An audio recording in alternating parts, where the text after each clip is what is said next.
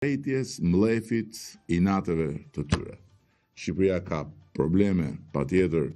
ne kemi shumë punë për të bërë, pa dyshim, jo çdo punë e kemi bërë si duhet dhe sa duhet, kjo nuk ka diskutim, por ama Shqipëria punon dhe punët e Shqipërisë në tërësi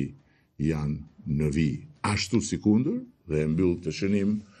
është në vijë procesi më i rëndësishëm historik i antarësimit në Bashkimin Evropian, me negociatat që vazhdojnë dhe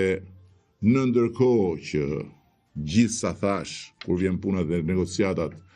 lidhet me gënjeshtërën e madhe se ato janë bllokuar, ato janë ndaluar, ato janë penguar për arsyet e mos arsyes së të gjithë atyre që